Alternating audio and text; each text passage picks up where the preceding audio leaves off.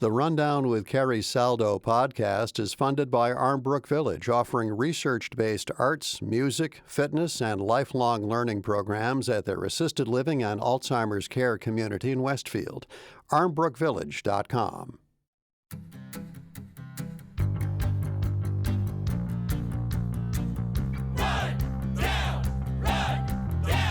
This is The Rundown, your weekly news and review from Western Mass. I'm Carrie Saldo. It's Friday, June 6th, 2025. Apparently National Donut Day. I'm absolutely the last to know, so tip of the hat to the panel for filling me in on that one. Here's what I do know. What we'll discuss today on the show. Pushback from 4 Western Mass congressional lawmakers about the Trump administration's decision to close the Springfield Small Business Administration office. The towns surrounding the Quabbin Reservoir want state help for their own water woes, but not everybody feels their ask is justified. Plus, another scam, this time preying on those who've already been taken.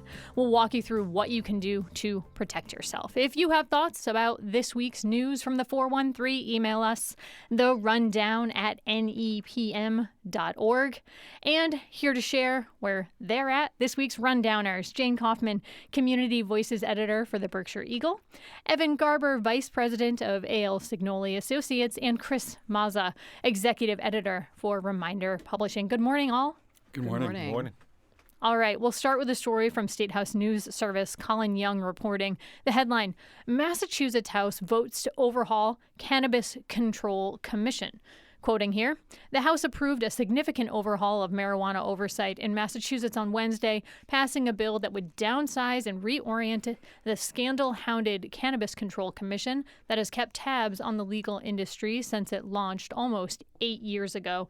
Young went on to say that the bill would also regulate and tax hemp-based products, raise a cap on retail license control, and make structural changes to the medical marijuana side of the industry. Now, by my count here, Evan, 7 shy of the House's full complement of 160, still 153 was to 0, unanimous vote from all those present. Does that unanimous vote tally in your mind, Evan, tell you something about this issue and the feel that there's a need for reform? Absolutely. I think that it definitely shows the need for reform, but I also think it shows that the legislature is kind of done with having these issues be blamed on them. Maybe they want to shift it. And this is kind of what that bill does. It puts it in the governor's wheelhouse, and then it'll make the governor of Massachusetts responsible for keeping this in line, because there's been so many problems with this, going back to the first commissioner chair, Shannon O'Brien, leaving or getting fired, and then recently another commissioner was just announced that she'll be leaving in September. So there's just been a lot of scandal and other things happening with the CCC, and at the end of the day, it hasn't done what it's supposed to do, which is regulate the cannabis industry in Massachusetts and also ensure the social equity aspect of Massachusetts retail cannabis. When cannabis was being discussed before the vote years ago, that was the huge selling point, right? Like, this would level the playing field for people of color who had been disproportionately impacted by the criminalization of marijuana. And we have not seen that equity piece roll out in the way that it was intended, or very much at all. And if you're asking yourself, really, how did we get here? Colin Young did have some information from the context files here for us. He said, quote, frustration with the slow pace of regulatory changes, headline-grabbing internal conflicts, which Evan referred to, and a plea from the Inspector General for the legislature to intervene at the, quote, rudderless agency, combined last summer to get lawmakers thinking more seriously about a response. Jane, last year, you reported about the small town of Windsor ultimately thinking about whether to just say no to marijuana here, and in part because of the regulations at the CCC. What did voters say about this issue then in Windsor? So they actually voted to go ahead and not be a cannabis host community after they had previously said that they would. And so they changed their minds. They did change their minds, yes. They in an August 19th special town meeting, there were two-thirds. It needed a two-thirds vote, apparently, Potentially, yes. 2/3 vote required, 12 ayes and 2 opposed. Yeah, so I said small town of Windsor. But I think it speaks to just the fact that the Cannabis Control Commission has some communities spooked. Yes. When I interviewed the planning board member, Ben Peterson, he told me that he was concerned about teeth in the regulation, fines of up to $50,000 for communities that didn't comply with the commission's regulations, even if there were no cannabis businesses within those communities at the time. Speaking specifically about this legislation on the House floor, Cannabis Policy Committee Chairman Daniel Donahue said, quote, "We're pursuing these reforms because we want our cannabis industry to succeed and thrive, and because we want to live up to the promises explicit in our commitment to social equity when recreational cannabis was first legalized." Chris, the cannabis industry was meant to, as I mentioned before, offer people of color a new avenue a new way to get involved in this venture where they had been disproportionately impacted in the past. But this equity card just hasn't happened. And part of this new legislation is meant to address that. Do you think it will? Well, I don't know whether it will or not, but I think just in a more general sense, I think we're seeing the state go through some growing pains with this that really a lot of people should have seen coming. I think it was Mariano in the story. House Speaker Ron Mariano, yes, right? he had something to say, but basically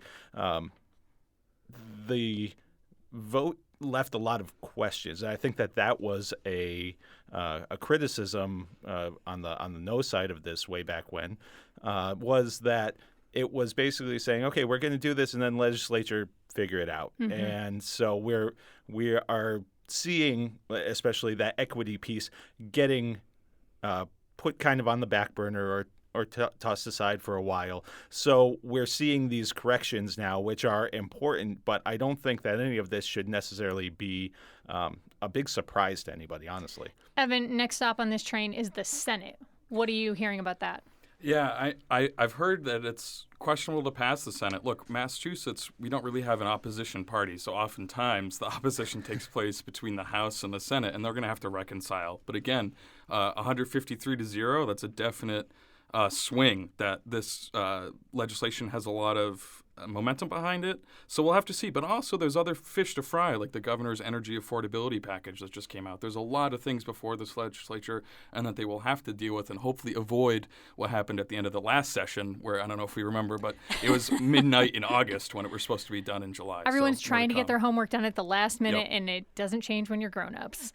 I also think this is coming at an interesting time because Jim Kinney reported last week that some Western Massachusetts cannabis companies have been now going to attempt to get the Supreme Court to overturn the Federal Controlled Substances Act of 1970 as it relates to their criminalization of marijuana because they feel like that federal control on this substance is really impinging on their ability to function as businesses here where Massachusetts has legalized it. So lots to watch around this issue.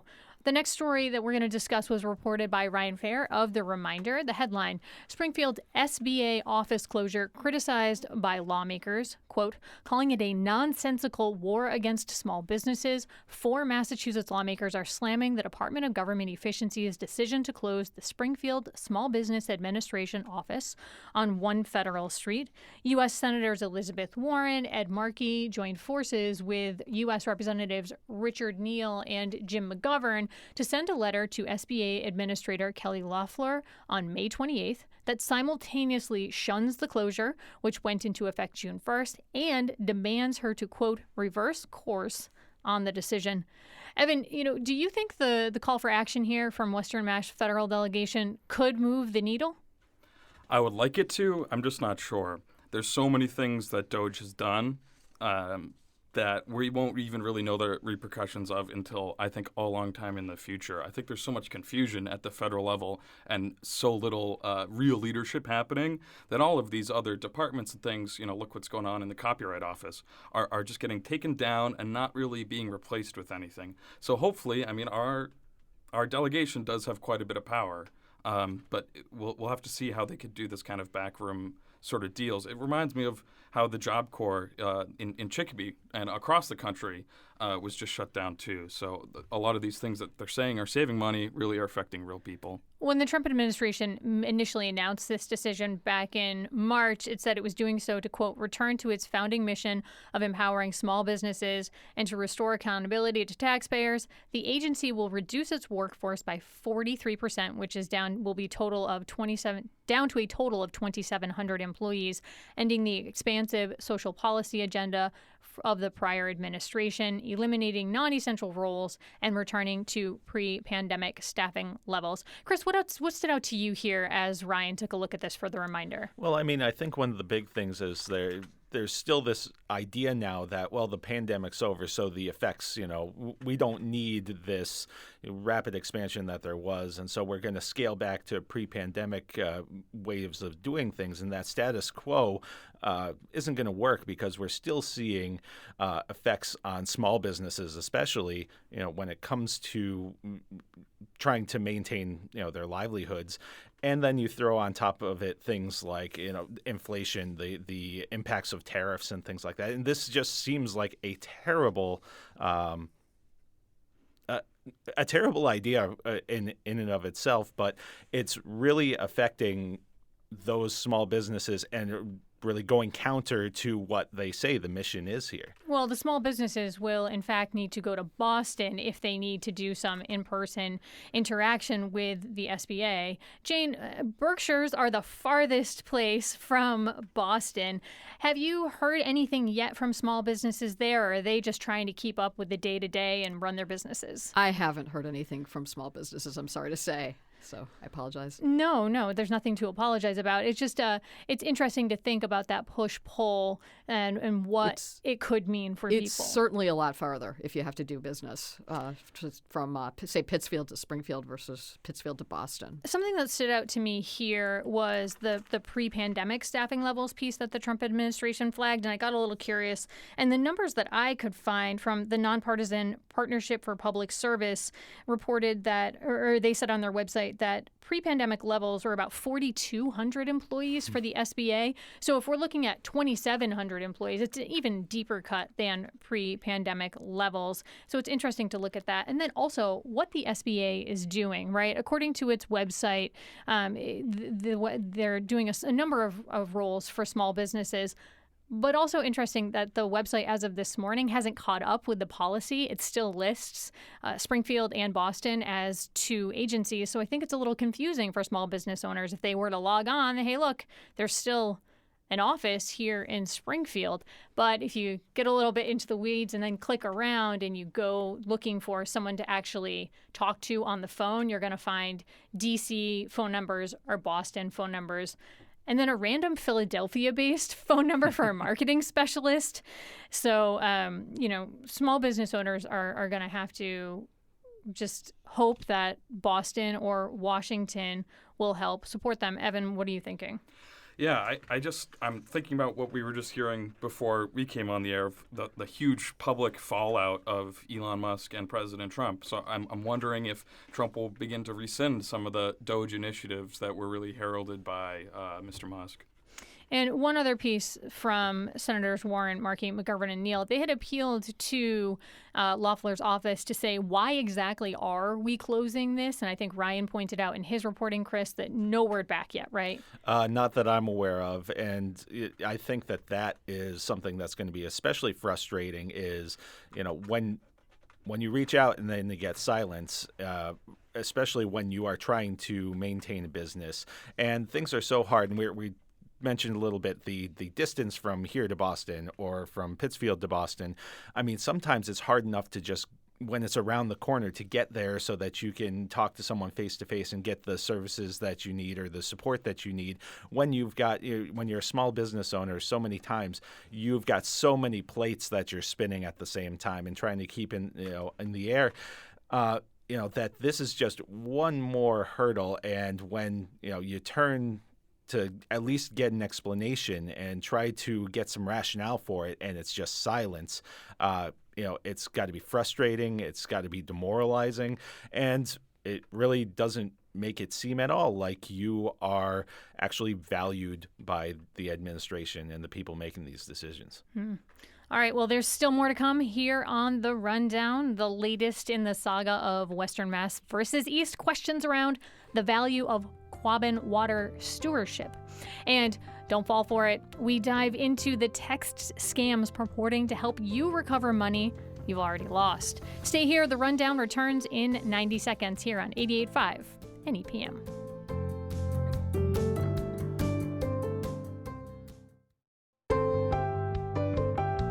Welcome back to The Rundown here on 88.5 NEPM. I'm Carrie Saldo, joined by journalists Jane Kaufman and Chris Mazza and political consultant Evan Garber. All right, right back into it. The headline on Scott Merzbach's story from the Daily Hampshire Gazette: Quabbin towns call for better state support for what they do to protect Boston area drinking water.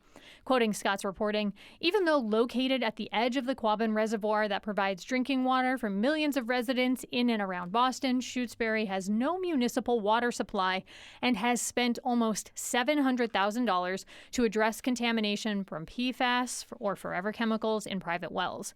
And so now local leaders from several of the towns surrounding the Quabbin, including Shutesbury, penned a memo, and it's a great title here, hold on, Quabbin Watershed Communities Unite, asking for respect and recompense for their service. And they sent that to State Leader Rebecca Tepper, who also chairs the Massachusetts Water Resource Authority, its board of directors.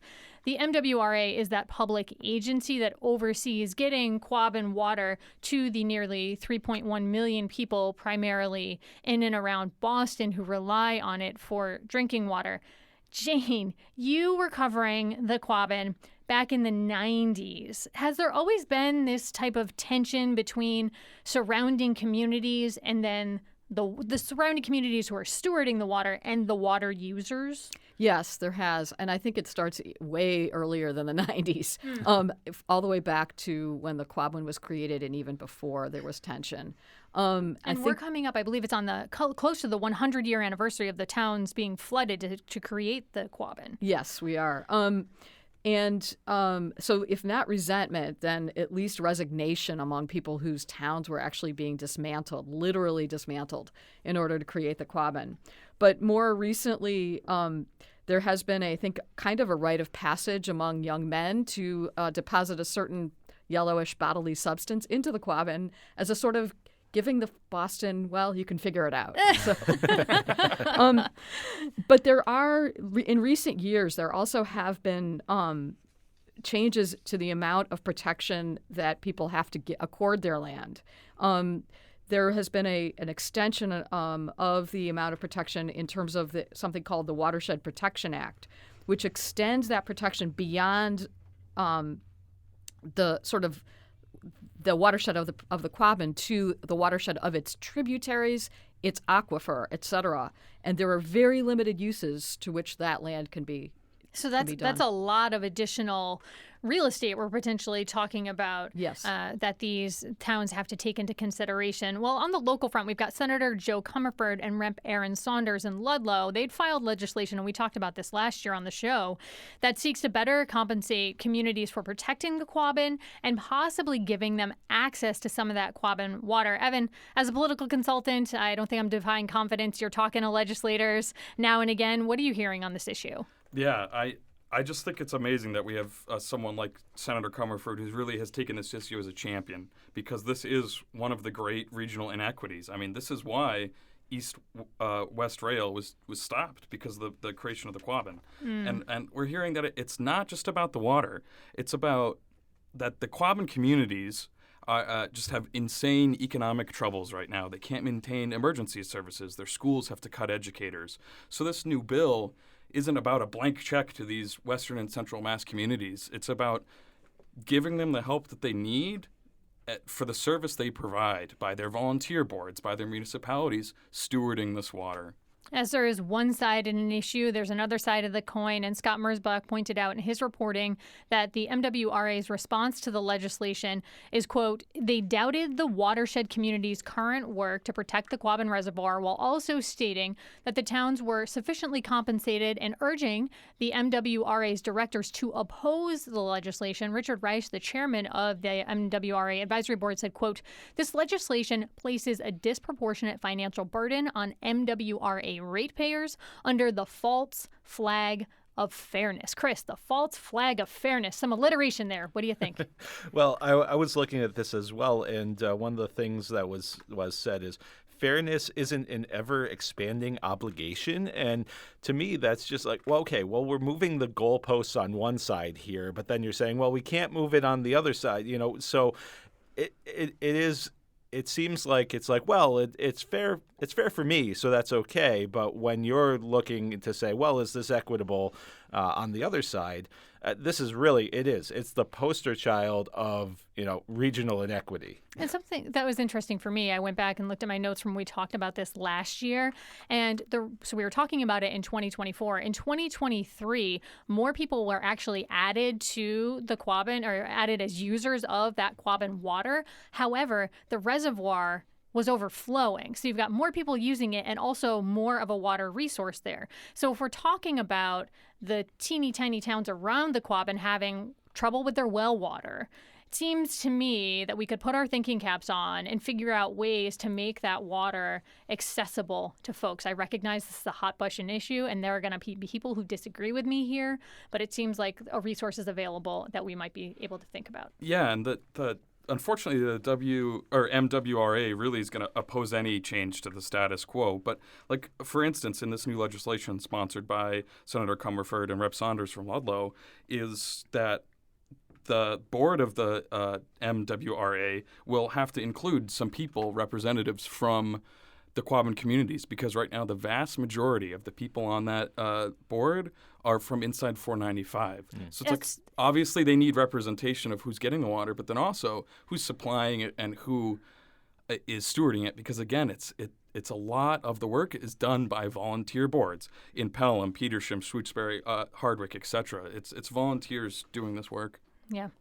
All right, well, on to another topic. Jane Kaufman, the headline on your reporting this week in the Berkshire Eagle, FTC warns of a new scam targeting people who have already been conned out of money. Oh, it's a 1-2 financial punch, as you pointed out in your story. What's going on there? So people who have been scammed are either being called back or being told that they're going to be talking to an FTC agent. And then that FTC agent, so to speak, or that presumed FTC agent somehow shows them a badge, either through a text image or something, and then goes about scamming them again by saying they just need a little bit more money, so I need your credit card number, etc. So they're saying, we're here to help, but you need to show us more money first? Exactly. Yes. That's yeah, and the truth is that people who have been scammed once are more likely, unfortunately, to be an easy mark and to be scammed twice. And I think you pointed out in your story, does the FTC have agents? No, the FTC does not have agents, and they will never ask anyone for money. So, no. And in terms of how can you tell someone or something, whether you're sorting out whether this is AI or someone trying to trick you, it occurred to me that help should not come with financial strings attached. Is that correct? Yeah, that's correct. Yeah, so the advice is to call the police department to verify, and to also tell the person who is scamming you that you intend to try to verify their information. And if they object, that's a pretty good red flag that maybe they're lying to you. I talked with Lanesboro Police Chief Robert Dirksen, and he said that no law enforcement official would ever object to someone saying, I want to try to verify your identity. But a scammer would. Yeah. So. Gentlemen, when you were reading this story, what did you think? No, I think that the one thing that that you pointed out with the advice is to contact police. It's interesting because there are also scams out there. Just recently, the Hampden County Sheriff's Office put something out there saying, hey, there are scams out there involving us. I think there were 2 that they made people aware of. So it's interesting because people are even a little wary as to who they should go to. So it really is tough. We're in an age now where it's funny. It's easy enough to say something to the effect of, don't talk to strangers kind of thing. We should. But at the same time, when people who are, supposedly in these authority positions, you're also taught, well, these are the people that I'm supposed to trust. So it's really hard for a lot of people. It's a very intense head scratcher, especially when you get into the added layer that you pointed out in your story, Jane, where this is sort of like the new spin on a different scam, the grandparent scam, where they'd call the grandparents and say, hey, look, I've got your grandson. He needs money to bail him out, or et cetera. Now they can use AI voices to make it sound like the grandson? Himself, Wow. yeah. I just wanted to say that in terms of the verification, one way to avoid questions about whether or not you're actually verifying is to actually go in person to a police department. And they do recommend also that if you are scammed, that you report to the FTC so that there is a preponderance of your report will add to the number and then hopefully lead to an investigation eventually. They have to have a certain threshold of involvement. Yeah, and I think it just shows how important local things are, because yes, we need AI regulation at the federal level to fix this, but also in your reporting it says the best advice is to go to your local police, go to your local government for help. Yep, and then you're building that case that you could, in fact, maybe take to a credit card company and try and claw back some of the money that you lost. Right, yeah. A police report is often necessary, apparently, in order to recoup money from a bank or a credit card company. Jane, I wanted to ask you quickly about a different topic that you dropped in today's Berkshire Eagle. You have a story about dairy farmers sort of shaking up their strategy, and among those is Sheffield-based Pine Island Farm, which I did not know was the largest dairy farm in the state. How are these farms shaking things up? So they're just using strategies of diversification. In the case of Maple Shade Farm in Sheffield, which is owned by Morven and Ian Allen, his son, they are trying to grow more of their own grain and trying to expand their herd. In the case of Pine Island, they're actually turning methane and manure into energy, hot water and electricity that actually eventually gets into the grid and is used on their own farm, as well as the other components of that manure are actually used in clean bedding for their cows. I think no surprise to anyone, farmers are incredibly self-reliant and creative, and here we are in sort of uncertain financial times, and farmers making it happen yet again. Just an amazing bunch of folks. All right. Time for our scoop, praise, and prediction portion of the show, where I ask our group here to dish on a story they're working on, make a prediction about the news, or heap some praise on some reporting that they've loved. Evan Garber, what's on your mind today? What's on my mind is a great little theater company in East Hampton. They're putting on their first musical, Guys and Dolls, and it's going to be at the Williston Northampton School Theater. You can get tickets at easthamptontheater.com. All right, some praise there for local arts. Jane, for you, scoop, praise, prediction? A little bit of a scoop because it hasn't yet hit print, but if you're online at BerkshireEagle.com, you can find Lauren Dorsey's story about a World War II scrapbook that was found in a West Sacramento evidence room in the police department and has now found its way back to the Berkshires. There's a lot of information there about World War II veterans who were from Lee and from other Berkshire towns. It's a fascinating tale. I recommend it. Wow, something that someone could have just said, toss it in the trash. They actually took the time to have it find its way back to the Berkshires. That's really remarkable. On the anniversary of D-Day. Yeah. Oh, absolutely. Chris Mazza, how about for you? Well, I guess I'll go with a little bit of a pun here with a scoop. Hit us. We're actually dropping a episode of our podcast where and it's also appropriate because we were just talking about dairy farms, where we're going to be exploring a bunch of the local creameries that make homemade ice cream and some of the options that are there, including things for those who have dairy allergies and things like that. So that's something that we had a lot of fun doing, and we're going to be sharing with you today, and then it'll be in our papers as well. A scoop about scoops. I love it. I predict we talked about the Quabbin here, and there's going to be some sensible solutions on this one. That's my prediction. We've got stewards and water users, and I think we got smart folks in the room. We can figure this one out. All right. My thanks this morning to Jane Kaufman, Evan Garber, and Chris Mazza.